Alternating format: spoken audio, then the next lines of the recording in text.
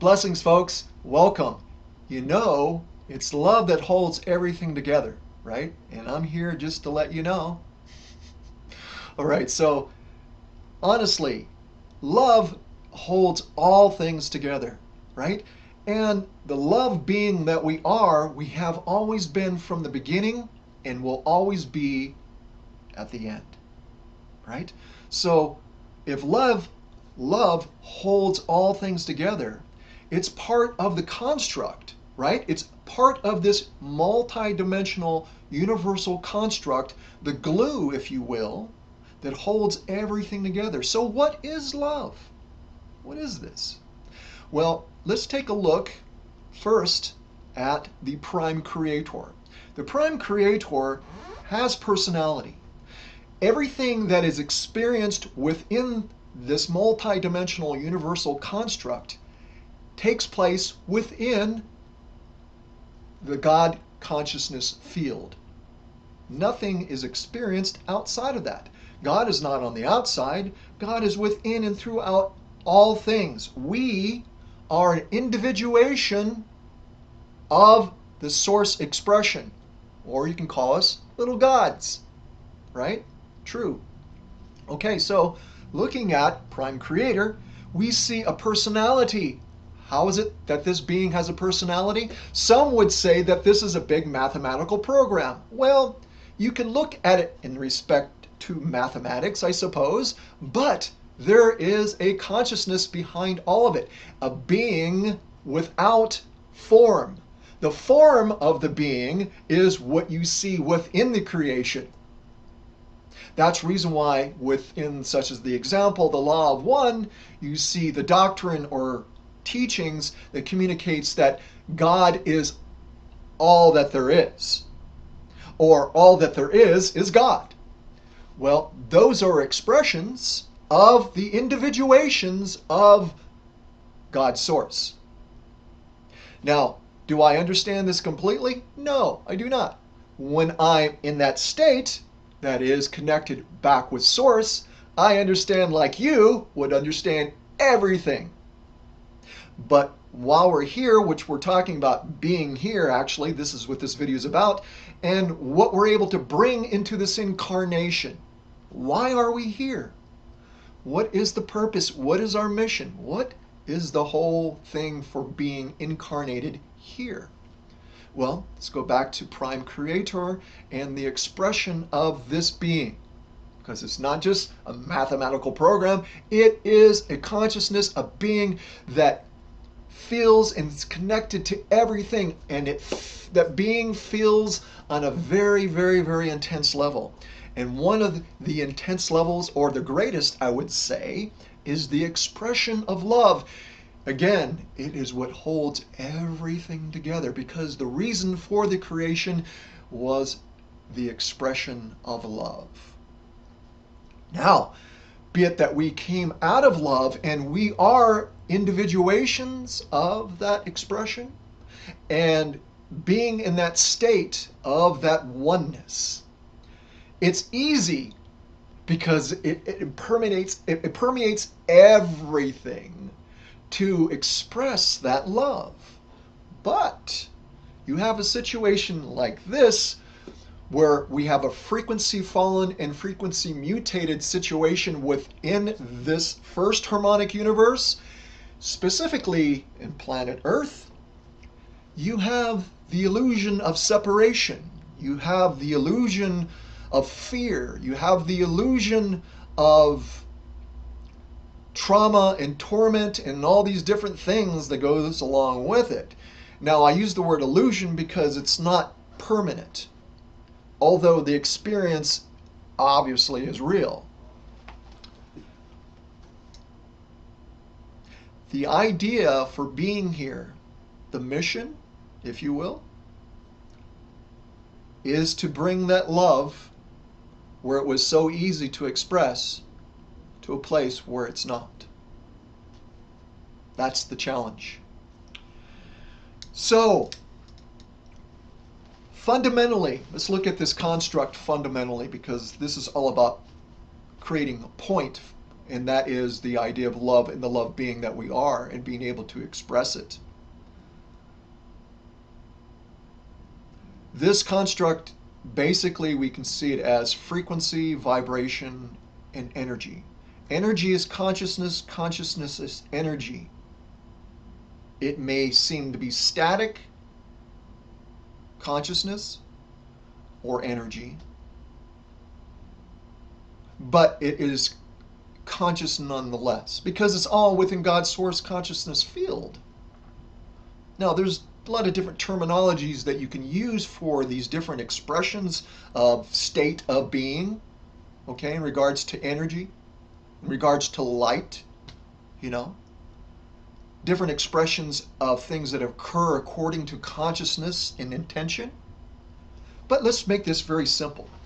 I like simple, don't you? Oh, I love simple. I don't like to clutter myself with complicated things. It's too complicated as it is being in this situation, as it would be in regards to this incarnation. So I want it to be really simple for me. So, if it's love that holds all things together, and again, to be able to bring it here and express it in a place that it's very difficult to express, how much more is it needed in a place like this? Now, I'm going to read from the canonized Bible. And the only reason why I'm going to do this, wherever truth is, allow it to happen. And I promise you, this is going to be beneficial to you. As you know, I don't really do this, but when I see it necessary, or not, maybe the word necessary is not correct. When I see it as being profitable and beneficial and consciousness expanding, I'm going to share it with you. Now, this is beneficial to me, so I figure this will also be beneficial to you, okay? I'm going to look at the idea of love. Okay, we're going to take a look at love. And we're going to look at 1 Corinthians 13, if you're not familiar with that. All right, so I'm going to do a bit of reading here. And I think, again, I know this will be beneficial, so allow me to indulge you, if you will. Okay, the Apostle Paul communicates the idea of love, what it means to have love or not to have love. So he says, if I speak with the tongues of men and of angels, but do not have love, I become a noisy gong and a clanging cymbal. Just making a bunch of chatter and noise. It means nothing without love. And if I have the gift of prophecy and know all mysteries and all knowledge, and if I have all faith as to remove mountains, but do not have love, I am nothing. I'm going to come back over this, okay, but I'm going to continue to read. And if I give all my possessions to feed the poor, and I deliver my body to be burned, and do not have love, it profits me nothing. Now, this is interesting. Okay, first of all, let me focus on the word faith there. The word faith means confidence, all right? That's the real definition of it.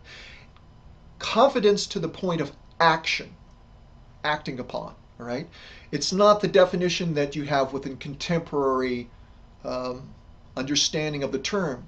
The word pisteos within the Greek is very specific. It's Koine Greek, which was common Greek at the time from which this was written, and where this was transcribed through that mindset.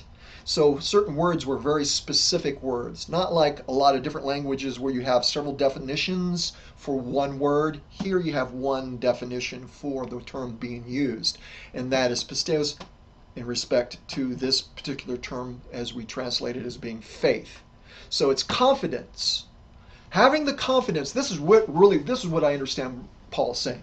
All right, I'll get to my point, but I want to focus on this for a second because I had people that communicated this incorrectly in the past. So I just would like to say this. If you understand the structure of the universe, meaning how it's designed, and know the mechanics of it, and know how to manipulate the mechanics of it, that's what Paul's saying here. If you have the ability and the confidence to know to have this mountain and take this mountain and say, okay, I'm going to shift this over here. If you have that ability, but you don't have love, it means nothing. Because this whole construct is designed in love. So Paul's is putting exclamation points on these different expressions and different things or displays of what would be considered to be powerful acts and strong acts of charity. He says you can do these things. You can sacrifice yourself bodily. You can sacrifice yourself to the point of death, having yourself burned. But if you have love, not love, you can do that without love. That's what he's saying. So on this stage here on planet Earth, we have a lot of players, if you know what I mean. This is a huge performance stage, man. So we have a whole lot of acting going on. And what I can see from what he's saying here, there's a whole lot of acting going on. You can be confident of the role that you're playing, so much so that you're willing to lay your life down for it, but you can do it without love. Wow. Wow. All right.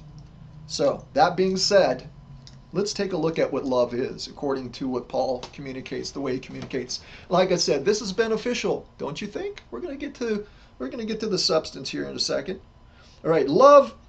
What is love? Love is patient, right? Well, that's a no-brainer, right? Yeah, sure, love is patient. Okay, love is kind. Well, yeah, of course, right. And it's not jealous. Well, yeah.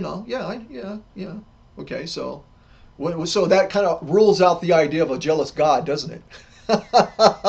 So is the God of the Old Testament the same as the New? Right. Something to think about. And he said, it's not jealous. Love does not brag. Huh? It's not braggadocious. And it is not arrogant. Huh. Really? No kidding. It does not act unbecomingly. Ooh, unbecomingly. It's like saying the wrong thing to somebody. Doing things that are unseemly in the presence of a woman. Using terminology that's demeaning. Unbecomingly. That fits into many, many, many categories. Unbecomingly. It's not going to do that. Love's going to focus on purity. I guarantee you that. All right, so now this is not about condemnation. If it's not about not doing these things. It's like, oh man, I'm not doing these things, and don't feel bad about yourself. This is meant to uplift you and realize the love that you have always been. You can connect with that. It's not about blame. It's not about things that you've done wrong. It's not about that. It's about connecting to the things that you know to be true.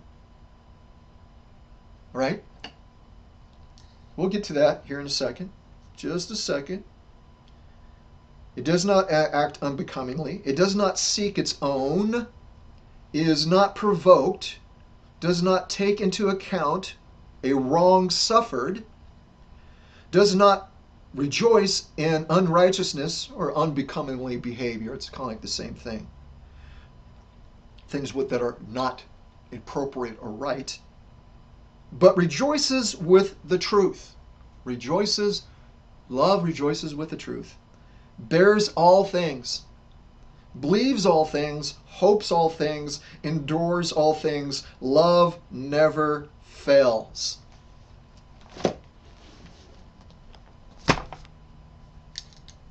Love never fails.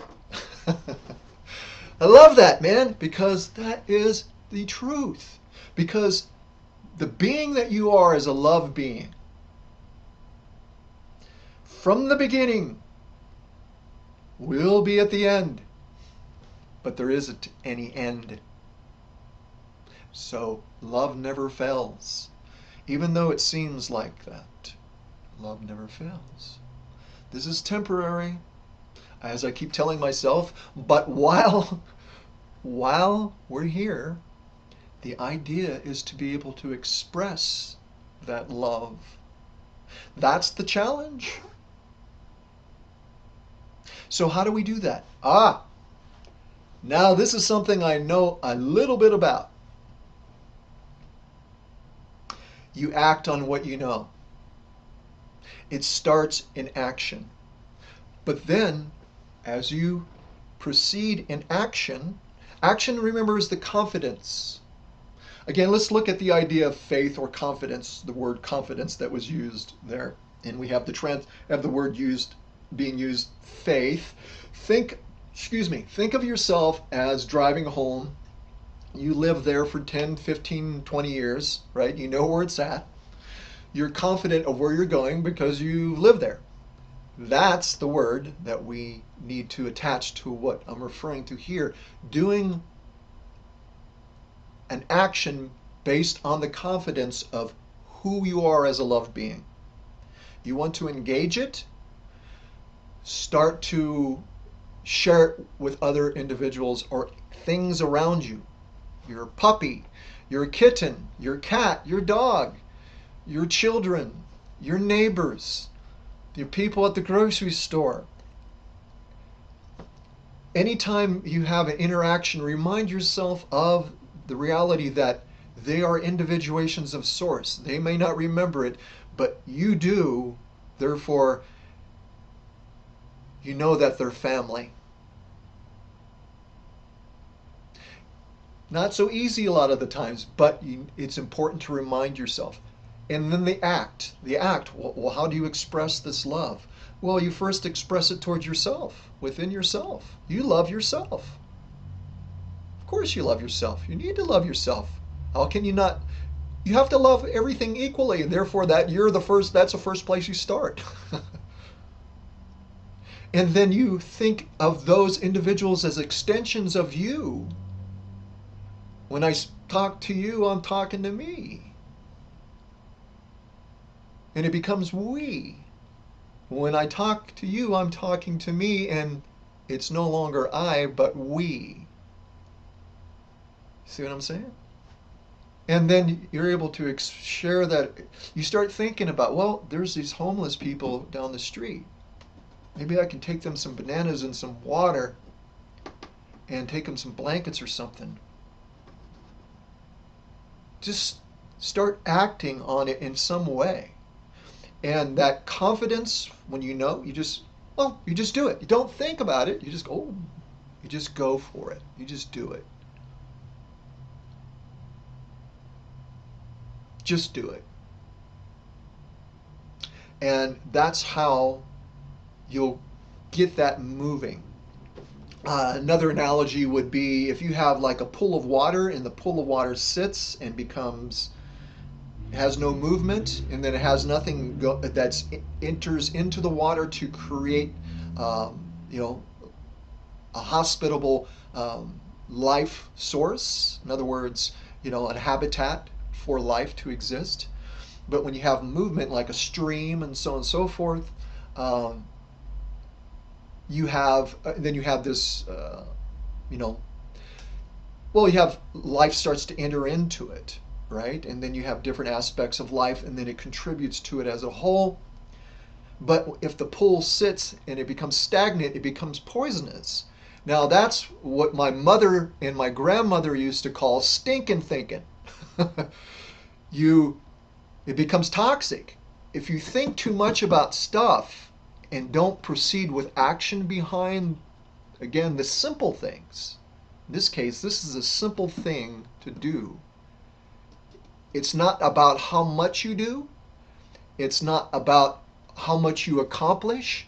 It's not how much you achieve. It's not how much wealth or anything else that you accumulate or able, so-called, to do here. Because there's really only one doer, and that's God. Okay? We're the extensions of that. Therefore, it's not about how much you do. It's about the quality of what you do while you do it. In other words, doing it in love. So the act of love and stirring that love of who you are and where you've come from, the love that you've always been, is within the process of action, whether it's with a kitty cat, whether it's with your doggy, whether it's your children, whether it's your neighbor, whether the grocery clerk at the store. It doesn't matter whether it's the use of a musical instrument and sharing with other people and creating a community and a harmonization. It's all the same thing. It's with intention. So consciousness is energy. Energy is consciousness. You can take energy and move it around. If and some people call energy money energy, and truth it is, because it's a manufacture of consciousness. But what you do with it matters. Like the Apostle Paul said, you can sell all your possessions and give it to the poor, but if you do without love, it means nothing. In other words, it works against it becomes the antithesis of love. So that being said, I think I'm going to go ahead and close this out. I hope this has benefited you. Otherwise, I wouldn't have done it, because I love you. Truly, I do. And so that being said, peace to everybody, blessings. Allow the love that you are to work within your heart today. Peace.